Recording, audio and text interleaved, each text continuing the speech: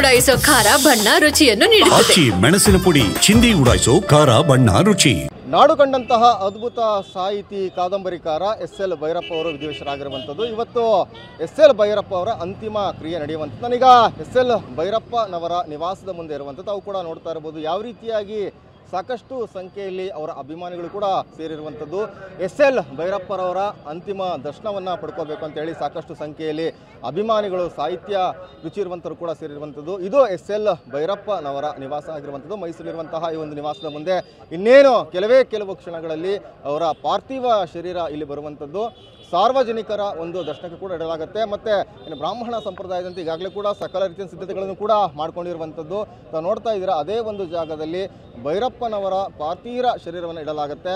ಅಲ್ಲಿ ಅಂತಿಮವಾಗಿ ಅವರ ಕುಟುಂಬಸ್ಥರು ಮಾಡುವಂತಹ ವಿಧಿವಿಧಾನಗಳನ್ನು ಮಾಡ್ತಾರೆ. ಯಾಕಂತ ಹೇಳಿದ್ರೆ ಬ್ರಾಹ್ಮಣ ಸಂಪ್ರದಾಯದ ಪ್ರಕಾರವಾಗಿ ಯಾವೊಬ್ಬ ಮಹಿಳೆ ಕೂಡ ಯಾರು ಸ್ಮಶಾನಕ್ಕೆ ಬರೋಕ್ಕಾಗಲ್ಲ. ಹಾಗಾಗಿ ಇಲ್ಲಿ ಏನೇ ನಡೆಯುತ್ತೆ, ಇಲ್ಲಿ ಅಂತಿಮವಾಗಿ ಅವರ ವಿಧಿವಿಧಾನಗಳು, ಪದ್ಧತಿಗಳು ಕೂಡ ನಡೆಯುವಂಥದ್ದು.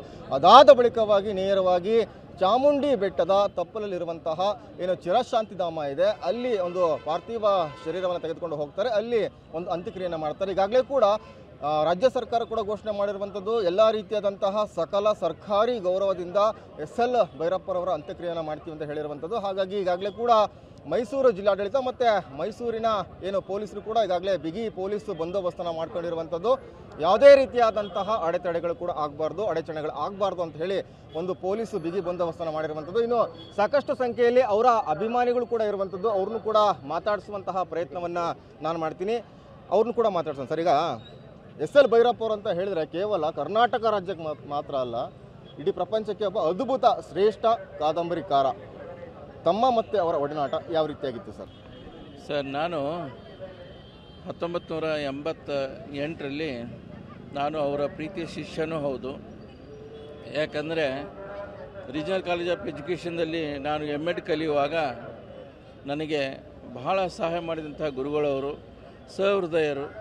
ಉತ್ತರ ಕರ್ನಾಟಕದಿಂದ ಬಂದಂತಹ ನೀನು ಚೆನ್ನಾಗಿ ಮಾಡಿ ಹೋಗಬೇಕಪ್ಪ, ನೀನು ಒಳ್ಳೆಯ ರಿಸಲ್ಟ್ ತೊಗೊಂಡು ಹೋಗಬೇಕು ಅಂಥೇಳಿ ಮಾನಸ ಗಂಗೋತ್ರಿಯಲ್ಲಿ ನನಗೆಲ್ಲ ಸಕಲ ಸೌಲಭ್ಯಗಳನ್ನು ದೊರಕಿಸಿಕೊಟ್ಟು, ನಿಜವಾಗಿಯೂ ಅಂತಹ ಗುರು ಸಿಗೋದು ಭಾಳ ಕಠಿಣ. ಅವರ ಪ್ರತಿಯೊಂದು ಕಾದಂಬರಿಯೂ ಇವತ್ತು ನನ್ನ ಮನೆಯಲ್ಲಿದೆ. ನನ್ನದೇ ಅಂಥ ಒಂದು ಲೈಬ್ರರಿ ಇದೆ. ಅಂಥ ಗುರುಗಳು 94 ವರ್ಷ ಅವರು ಬದುಕಿ ಬಾಳಿ ಈ ಸಾರಸ್ವತ ಲೋಕವನ್ನು ಬಿಟ್ಟು ಹೋಗಿದ್ದಾರೆ. ಆದರೆ ಅವರು ನಮ್ಮಂತಹ ವಿದ್ಯಾರ್ಥಿಗಳಲ್ಲಿ ಹೃದಯವಂತ ಶ್ರೀಮಂತಿಕೆಯನ್ನು ಅವರು ಬಿಟ್ಟು ಹೋಗಿದ್ದಾರೆ. ಅವರಿಗೆ ನಾವು ಎಷ್ಟು ಧನ್ಯವಾದಗಳನ್ನು ಹೇಳಿದರೂ ಕಡಿಮೆನೇ. ಅಂತಹ ಗುರು ಮತ್ತೊಮ್ಮೆ ಹುಟ್ಟಿ ಬರಬೇಕು. ಯಾಕಂದರೆ ಒಂದೊಂದು ಕಾದಂಬರಿನೂ ಒಂದೊಂದು ಇತಿಹಾಸವನ್ನು ಹೇಳ್ತಾ ಇದ್ದಾವೆ. ಅದಕ್ಕೆ ಅಂತಹ ಒಬ್ಬ ಮಹಾನ್ ಗುರುವಿಗೆ ನನ್ನ ಹೃದಯಪೂರ್ವಕ ನಮನಗಳನ್ನು ಹೇಳ್ತಾ ಇದ್ದೇನೆ. ಧನ್ಯವಾದಗಳು. ಅದೇ ರೀತಿಯಾಗಿ ಸಾಕಷ್ಟು ಸಂಖ್ಯೆಯಲ್ಲಿ ಅಭಿಮಾನಿಗಳು ಕೂಡ ಇರುವಂಥದ್ದು. ಅವ್ರನ್ನೂ ಕೂಡ ಮಾತಾಡಿಸುವಂತಹ ಪ್ರಯತ್ನವನ್ನು ಪಡೋಣ. ಸರ್, ತಾವೆಲ್ಲಿಂದ ಬಂದಿರೋದು? ಸರ್, ನಾವಿಲ್ಲೇ ಮೈಸೂರು ಲೋಕಲ್ ಸರ್, ಮೈಸೂರಲ್ಲೇ ಕುವೆಂಪು ನಗರ. ಹಾಂ ಸರ್. ಈಗ ಎಸ್.ಎಲ್. ಭೈರಪ್ಪರು ಅಂತ ಹೇಳಿದರೆ ಕೇವಲ ಕರ್ನಾಟಕ ರಾಜ್ಯಕ್ಕೆ ಮಾತ್ರ ಸೀಮಿತ ಅಲ್ಲ, ಪ್ರಪಂಚಾದ್ಯಂತ ಅದ್ಭುತವಾದಂತಹ ಒಬ್ಬ ಬರಹಗಾರ, ಕಾದಂಬರಿಕಾರ, ಸಾಹಿತಿ ಅಂತ ಹೇಳಿದ್ರೆ ತಪ್ಪಾಗಲಿಕ್ಕಿಲ್ಲ. ಹಾಗಾಗಿ ಅವ್ರನ್ನ ಕಳ್ಕೊಂಡಿದ್ದೀವಿ.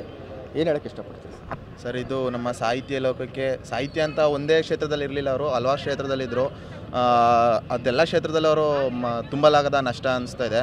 ನಾವು ಈಗಂತೂ 4 ಮಂತ್ಸಲ್ಲಿ ಅವ್ರನ್ನ ನೋಡ್ತಿದ್ದೋ, ಇಲ್ಲೇ ವಾಕಿಂಗ್ ಮಾಡ್ತಿದ್ರು, ಇಲ್ಲೇ ಇರ್ತಾರೆ. ನಾವು ಇಲ್ಲೇ ಓಡಾಡ್ತಿರೋ ಹುಡುಗರುಗಳು, ಇಲ್ಲೇ ಓಡಾಡ್ತಿದ್ದೋ ನಮಗೊಂದು ಸ್ವಲ್ಪ ಬೇಜಾರಾಗ್ತಿದೆ.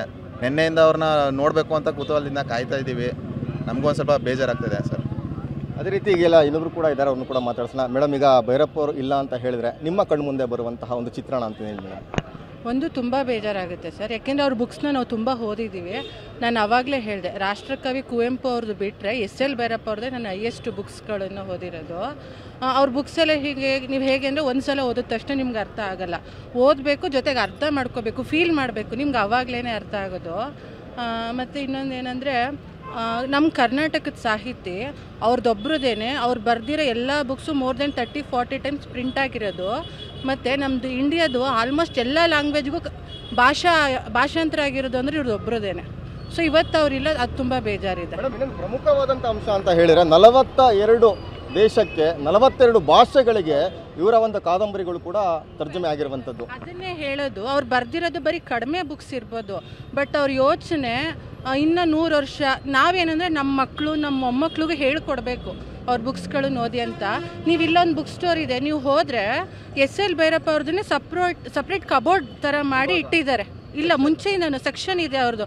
ಯಾಕೆಂದರೆ ಅಷ್ಟು ಚೆನ್ನಾಗಿದೆ ಅವರು ಬರೆದಿರೋ ಬುಕ್ಸು.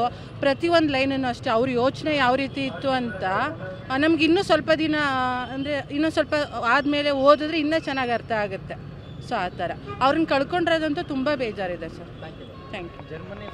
ಇದಿಷ್ಟು ಏನು ಇಲ್ಲಿರುವಂಥ ಸಾಹಿತ್ಯ ಅಭಿಮಾನಿಗಳು ಹೇಳ್ತಾ ಇರುವಂಥದ್ದು. SL ಭೈರಪ್ಪ ಅವರನ್ನು ಕಳ್ಕೊಂಡು ನಾವು ಕೂಡ ದುಃಖ ತಪ್ತರಾಗಿದ್ದೇವೆ. ಸಾರಸ್ವತ ಲೋಕಕ್ಕೆ ಒಂದು ಭಾರಿ ನಷ್ಟ ಆಗಿದೆ ಅಂತ ಹೇಳ್ತಾ ಇರುವಂಥದ್ದು. ಕ್ಯಾಮ್ರಾ ಪರ್ಸನ್ ರಘು ಜೊತೆ ಸೂರಜ್ ಪ್ರಸಾದ್, TV9.